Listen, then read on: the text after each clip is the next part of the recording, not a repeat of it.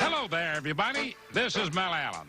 Do you want to learn baseball, son? Then catch these ABCs. M is for Metsies, the Miracle Clones.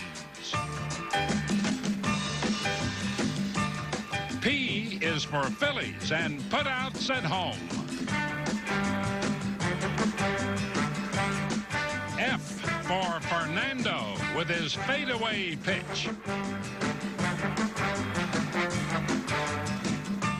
O for the Oakland, still striking it rich. T is for Tigers, burning bright in the east. And A, B, C, D, EFUS. It takes all kinds. Big league swings and sways. Coming up on This Week in Baseball.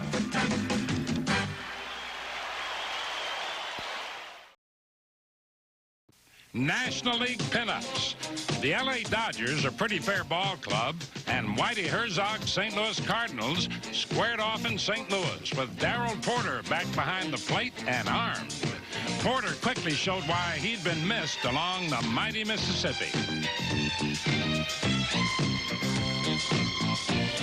Meanwhile, Tom Lasorda chatted with injured all-star second baseman Davey Lopes while watching rookie replacement Steve Sax sit in for a few games. Sax wailed away at the right pitch here and bebopped it out of birdland and outside the Parker. Older Dodgers swingmen like Ron Say were in the mood for playing in the key of D for defense. Like, say hey, man, and wow. Catch?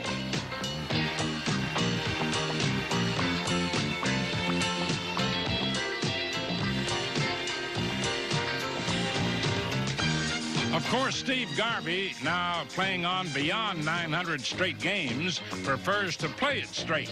Straight over the fence, for example.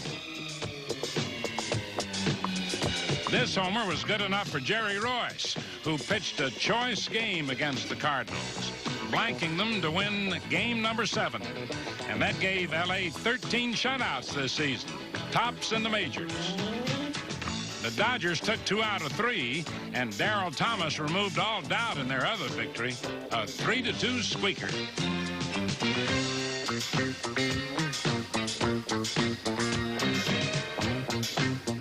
Benefiting from the Thomas tater, Fernando Valenzuela, who had the Cardinals singing the blues.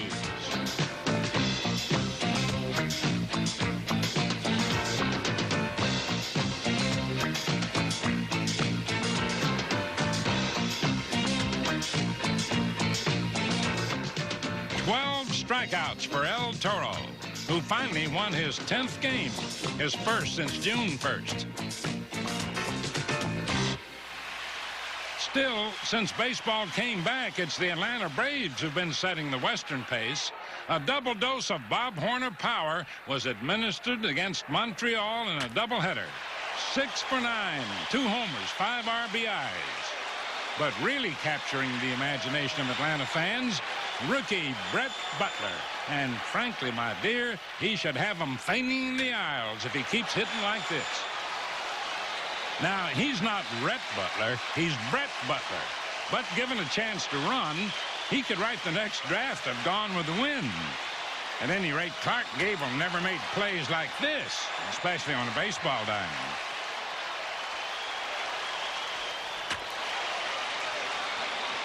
Or throws like this one to save a 2-1 victory.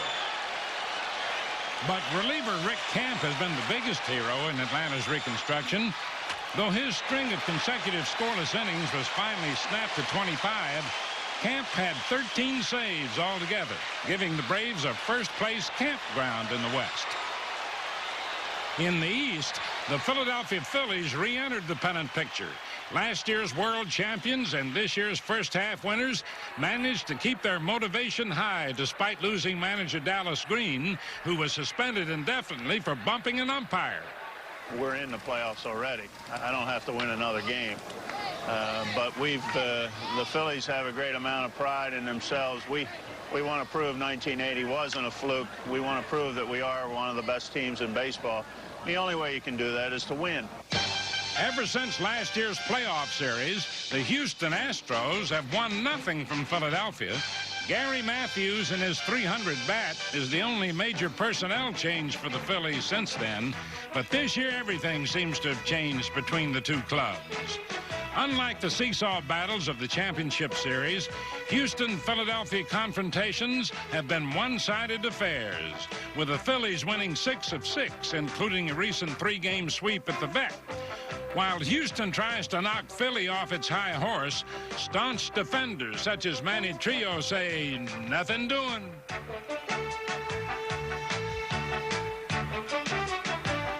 Some clutch plays at the plate spelled the difference last year. This year, the Phillies keep rerunning those plays.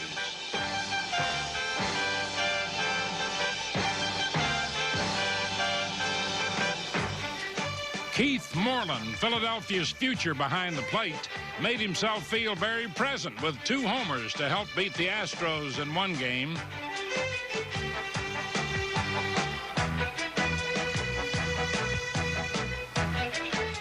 And that made a 9-game winner of Dick Ruthven, a key figure in Houston's denial of a pennant last year.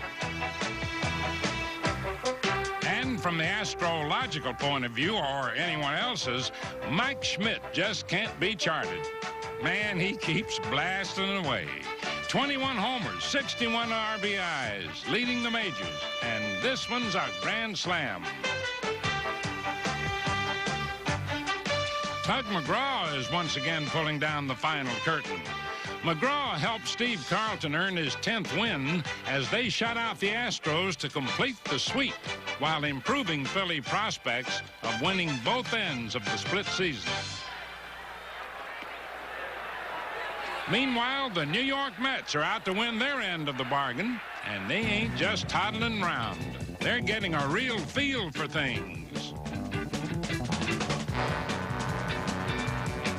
Who's making this metamorphosis of Joe Torre a winner?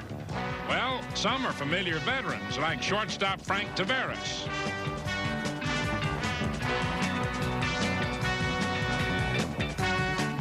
Other side now, Frank. Thank you. And, of course, Dave Kingman, the power source. Kong turned defeat around with this 8th-inning grand slammer against Cincinnati, tying him with Johnny Bench and Willie Stargell for most career slams by an active player, 11. For the first time since 1973, when they won a pennant, the Mets won 2 straight in Cincinnati, doing it the hard way.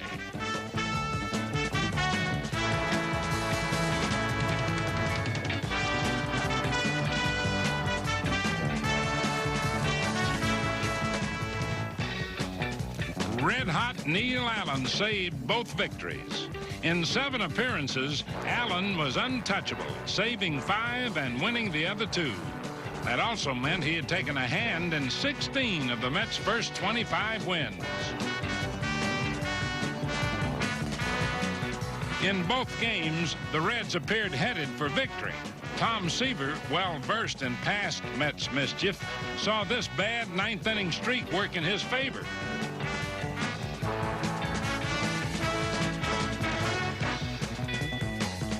But in the 10th inning, reserve Bob Baylor stepped up with another runner at third.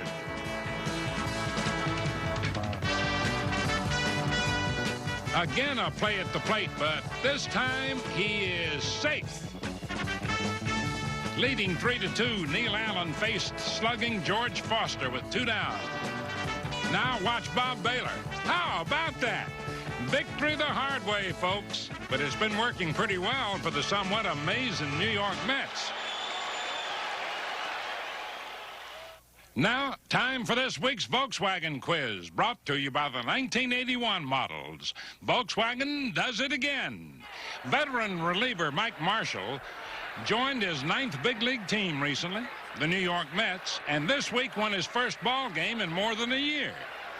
In 1974, Marshall set a National League record with 106 appearances for the Los Angeles Dodgers. Now, can you name the pitcher who holds the American League record for most games in a season? Stay tuned.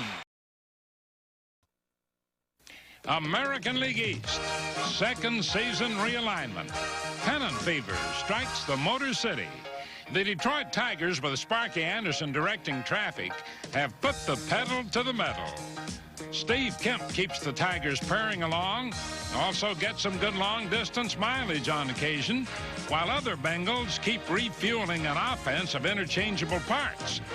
Richie Hebner, for example, is one of many workers to deliver a winning number on Detroit's high-rolling wheel to the top.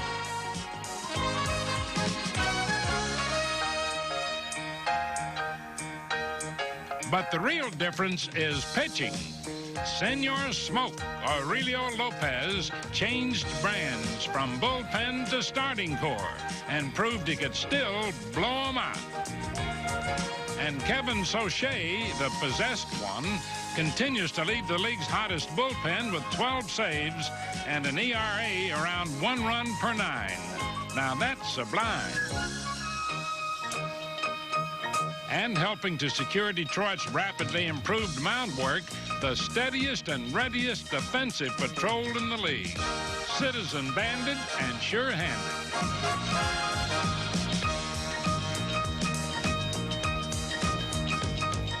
After the Tigers had turned over 8 straight wins, they trailed Texas 4-3 in the 9th inning. Lynn Jones, the batter, a 300 hitter with little power, so they said.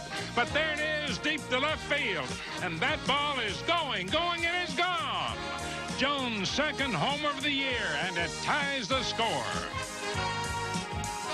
Then pinch hitter Rick Peters, 1 for 24 in the second half, got a break. Steve Kemp brings home the bacon for the sizzling Tigers' 9th straight win and 20th in 25 outings, giving Detroit a heartening lead in the first laps of the second season in the American League East.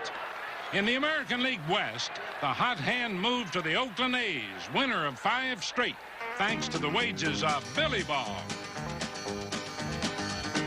Should the A's win twice, they'll still play again in a playoff, but Billy Martin isn't about to cry over split milk. Well, I think we deserved it because we were that much ahead of everybody else. But that doesn't necessarily mean we'll go right into the World Series. I'd like to win the second half, too. So Oakland keeps reaching for the heights in this macabre season. And in left field, one man continues to outrun just about everyone and everything, Rickey Henderson.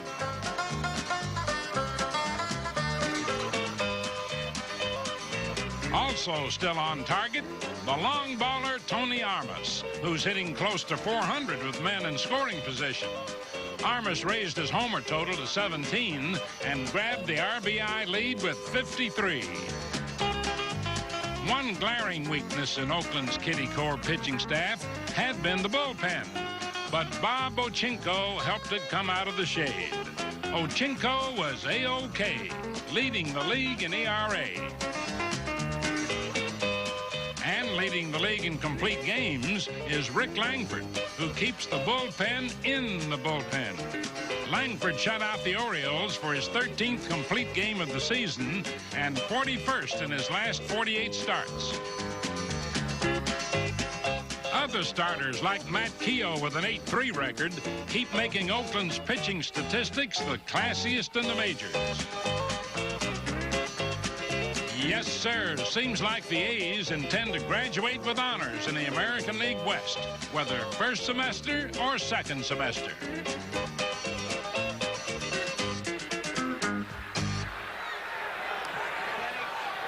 As for last year's champion Kansas City Royals, they've had a tough time contending for either pennant, first or second.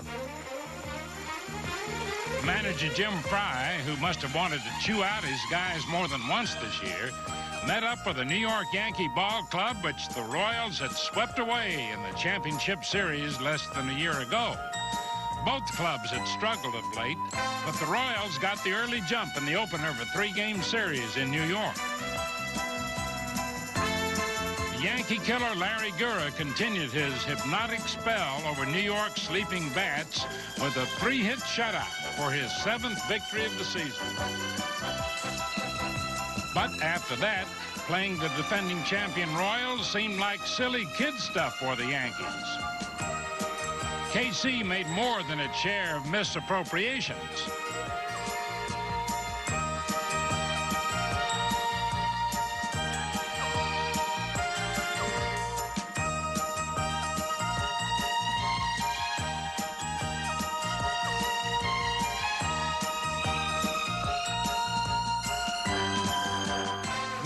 Catch this royal headache.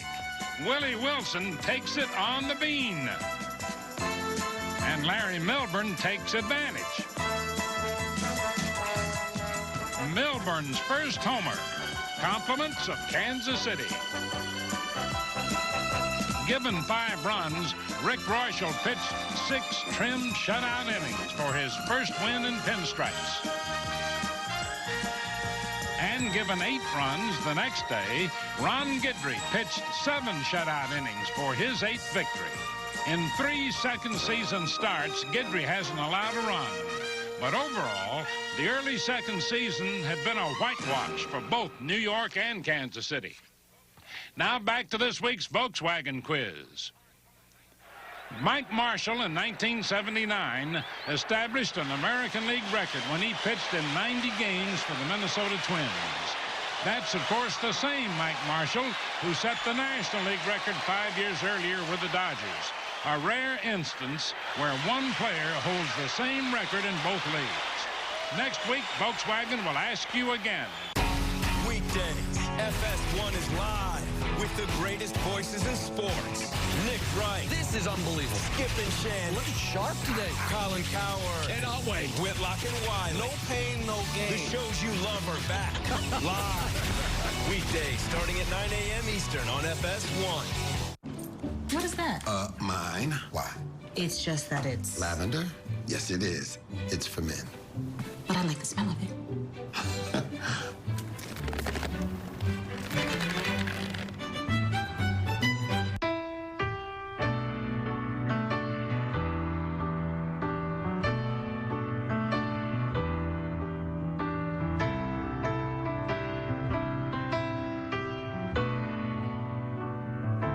After 225 years, you'd think we'd look to our past. Nope.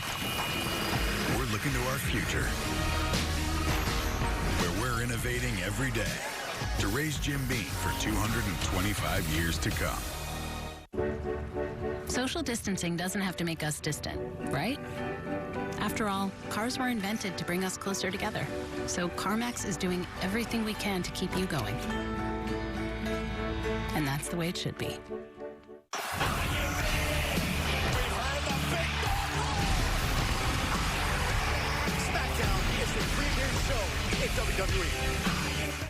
If you're like 58% of Americans, you never went to college. Or you did, but never finished. Why? It was just a hassle going back and forth to campus. At Independence University, all classes are online. No driving to campus. No one at the college even knew my name. At Independence U, you'll get a personal support team, and they'll all know your name. Too many extra costs, like books, fees, parking. We don't have extra costs. We even give you a new laptop and tablet to keep when you graduate. I couldn't fit my schedule around classes. At Independence U, college fits your schedule. 4+ years to get a degree? With us, you could finish in 3. At a typical college, no one cares. Caring about students is what we do best. Independence University held my hand through the process. Don't be afraid to take the leap because it has changed my life drastically. If I did it, you can do it too. Independence U is designed for busy adults like you. 1-800-346-0870. 1-800-346-0870. Hey there, partner. If you're looking for some high times, you're looking the wrong way. Other way, pal. See? Dave LaRoche is playing this funny game with Willie Wilson. Now watch. Now what was that? Danged if Willie knew, but they called it a ball. This old-fangled pitch has been called a blooper and an ephus, but called that one a strike. Think he'll try it again? What do you think, Dave? Let's see what Dave throws. How about that? Strike 3. Hey, run, Willie. You can do that, you know, on 3rd strikes. But now he feels guilty, like he didn't really deserve to get there. LaRoche agrees and says, if you don't mind, I'll take that back. Gotcha. Now there's a true victim of the blooper. Blooping along now to Cincinnati. The New York Mets were really playing the field. I mean the whole field. Dave Concepcion figures two's enough, but the Mets figure a bit different. Such generosity, but the Mets aren't finished yet. Finally, someone backs it up and wisely decides to just hold on to the dumb ball. Now, hear this. The defense does not always rest. Witness these exhibits and judge accordingly. Guarding the outer courtyard, Harold Bain, Chicago White Sox.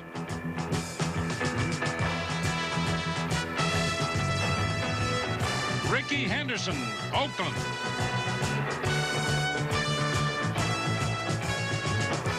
Gene Richards, San Diego. Tom Paciorek, Seattle. All inadmissible. The inner court, Dan Dreesen, Cincinnati.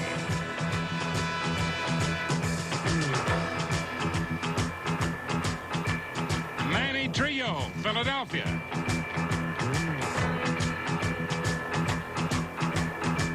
Ozzie Smith, San Diego. Ray Knight, Cincinnati. The New York Mets' Frank Taveras. Grounds of class action. Armed for defense. Gary Matthews, Philadelphia.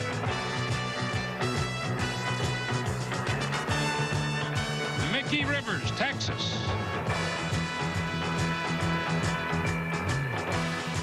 Jeff Burrows, Seattle, to Gary Gray to Jerry Narron. Case closed and the defense rests. Moving now to the lower courts and a serious case in stolen bases. Jeff Stone of the Phillies Class A Spartanburg Farm Club beat Miguel Delaney's league record of 95 stolen bases and had 115 with just 6 games to go. The all-time record is 120, and the 20-year-old Stone still had a chance. Not bad for a guy no one drafted. And right up from A-ball, Kent Herbeck of the Minnesota Twins, recipient of this week's Gillette Special. In his first Major League game, Herbeck got his first RBI against the Yankees in New York. A native of Minneapolis, the young first baseman made quite a leap from Class A ball. My mom and dad were home, and they had a bunch of people over at their place last night watching it on TV. And yeah, I guess it was pretty exciting around Bloomington. It was pretty wild last night, especially after the 12th inning was over. So in the 12th, Kent found himself batting with the game tied at 2-all. George Frazier delivered, and so did Herbeck. Deep to right center. Going, it's gone. How about that? A game-winning homer to beat the Yankees in his Major League debut. Now that is something to talk about. I was going to tell the guys, at least I hit one out during batting practice, and then last night I got to call everybody and tell them I hit one out during the game, so it was pretty exciting. Congratulations, Kent, and see you next week, folks, on This Week in Baseball.